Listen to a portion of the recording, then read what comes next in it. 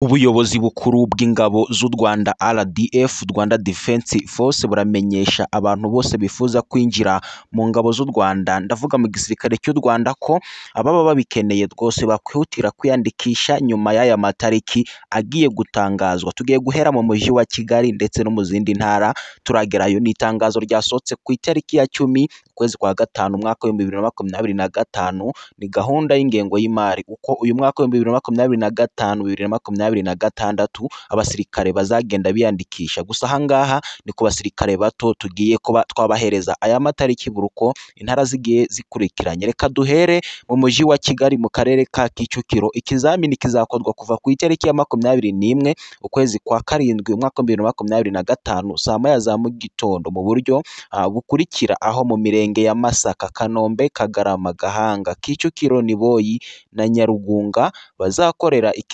ikizamini cy'ijonjora kuri sitade ya IEPRC Kicukiro. Naho abo mu mirenge ya Gikondo, Gatega na Kigarama ikizamini bazagikorera kuri stade ya kwa Mironko, niho bazakorera iki kizamini. Izo update aho ngaho ni mu karere ka Kicukiro, ni mu mujyi wa Kigali.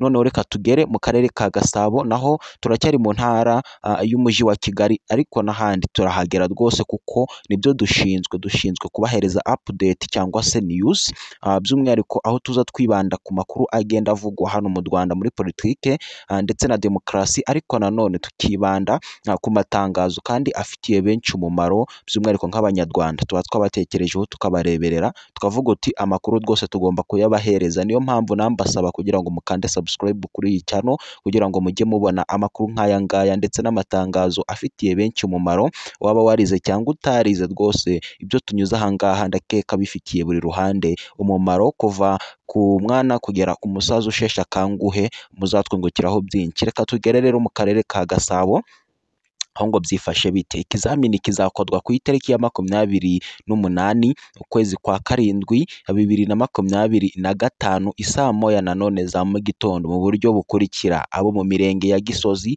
Kacyiru, Remera, Kimironko, Kimihurura, Kanyinya, Gatsata, Jari, Jabana bazakora ikizamini cy'ijonjora kuri stade ya UREC. Naho abo mu mirenge ya Rutunga, Rusororo, Bumbogo, Ndera, Nduba na Gikomero ikizamini bazagikorera kuri stade ya Kaminuza y'Abadivantiste i Masoro. Reka noneho tugere mu karere ka Nyarugenge, ubundi duhite dukubita tubangura tugera no mu ntara zitandukanye z'igihugu cy'u Rwanda, aho twumvira hose. Ushobora kuri mu majyaruguru, mu majyepfo, uburengerazuba ndetse n'iburasira bwaryo. Nanone uri mu mujyi wa Kigali, aho muri hose muhaye ikaze kandi mwese twabatekerejeho. Mu karere ka Nyarugenge ho ngo byifashe bite. Ikizamini kizakorwa ku itariki ya 23 ukwezi kwa 9 umwaka wa 2025 saa moya za mu gitondo mu buryo bukurikira, abo mu mirenge ya Nyamirambo, Kimisagara, Kigali, Kanyinya na Nyakabanda bazakora ikizamini cy'ijonjora kuri stade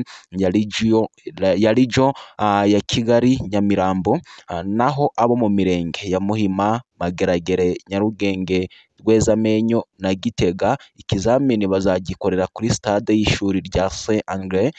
Ubuyobozi bw'ingabo buramenyesha abatuye mu zindi ntara ko gahunda yo gukora ibizamini yatangajwe mbere, gusa ariko ubu ikaba yahindutse. Reka tugere mu ntara y'Iburengera bwaryo, ndavuga mu ntara y'Iburengerazuba, mu karere ka Ngororero. Naho mu mirenge yose bakazaba bazatangira kwiyandikisha kuva ku itariki ya 18 Kanama 2025 kugera ku itariki ya 27 Kanama 2025 saa moya za mu gitondo kugera ku isaha y'isa 11. Ubwo aho ngaho ni mu karere ka Ngororero. Naho mu karere ka Rusizi ho bikazatangira kwiyandikisha ku itariki ya 9 Nzeri kugera ku ya 21 Nzeri uyu mwaka wa 2025. Akarere ka Nyabihu ni kuva ku itariki ya 13 Nzeri kugera ku itariki ya 19 Nzeri. Rero nuko nguko update zimeze. Iri tangazo mushobora kurisoma no ku rubuga rwa Minisiteri y'Ingabo z'u Rwanda wa#mod.gov.rw. Rero mugasoma iri itangazo, rikaba ryasizweho umukono na Bernard R Niyomugabo, bikaba bikorewe i Kigali ku ya 10 z'ukwa gatanu 2025 akaba ariho bikorewe. Gusa rero mu ntara y'Iburengera bwaryo utwo turere akaba ari two twabashije kuzanwa n'utu two mu mujyi wa Kigali. Abandi bose mushobora kwibaza uti ese ni ukubera iki batadusomye, twe kubera iki tutiyumvishe? Reka tubamenyeshe ko itangazo ryo mu tundi turere ndetse n'izindi ntara zisigaye ritarashyirwa ku rubuga. Iri ni ryo tangazo, reka dukubite tubangura tubasomera imyanzuro ikakaye yafatiwe mu nama y'abaminisitiri, ubundi tubashe kubabwira igihe abandi namwe muzakorera, kuko ibyo tubereye aha ngaha mwe icyo mudusaba no gukomeza mukadutiza umwanya tukabana namwe. Iri tangazo naryo rirakomeye rero, itangazo ry'ibyemezo y'inama y'abaminisitiri yateranye ku itariki ya 17 Mata 2025. Inama y'abaminisitiri yabereye muri village Urugwiro iyobowe na nyakubahwa Excellency Paul Kagame, Perezida wa Repubulika y'u Rwanda. Inama y'abaminisitiri yagejejeho ibikubiye mu bushakashatsi bwa 7 ku mibereho y'ingo bugaragaza igipimo cy'ubukene n'ibindi bipimo by'imibereho myiza n'ubukungu. Iyo niyo ngingo ya mbere iyi nama yibanzeho. Ingingo ya kabiri, inama y'abaminisitiri yemeje imbanzirizamushinga y'ingengo y'imari ya leta hamwe n'ingamba z'igihe giciriritse 2025, 2026, 2027 kugera 2028. Ingingo ya gatatu, inama y'abaminisitiri yemeje gahunda yo guteza imbere ubukungu butangiza ibidukikije binyujijwe mu ishoramari mu mishinga yo kubungabunga ibidukikije no guhangana n'imbogamizi ndetse n'ingengabihe y'ibihe. Ingingo ya kane, inama y'abaminisitiri yemeje imishinga y'amategeko ikurikira: umushinga w'itegeko rigenga ikoreshwa ry'umuhanda, umushinga w'itegeko ryerekeye imyishyurire y'indishyi zikomoka ku mpanuka. Ingingo ya gatanu, inama y'abaminisitiri yemeje amateka akurikira: iteka rya perezida rigenga ibyiciro by'ingabo z'u Rwanda, iteka rya perezida rigenga inama zifata ibyemezo mu ngabo z'u Rwanda, iteka rya perezida rigenga ibikoresho bya gisirikare bigirirwa ibanga, iteka rya minisitiri w'intebe rishyiraho sitati yihariye igenga abakozi b'ikigo cy'u Rwanda gishinzwe ingufu za atomike. Ingingo ya gatandatu, mu bindi, minisitiri w'abakozi wa leta n'umurimo yamenyesheje inama y'abaminisitiri ko ku itariki ya 1 Gicurasi 2025 hazizihizwa umunsi mpuzamahanga w'umurimo. Mutwihanganire. Minisitiri wa siporo yamenyesheje inama y'abaminisitiri ko u Rwanda ruzakira irushanwa rya Basket Africa League Ball rizakirwa ku nshuro ya 5.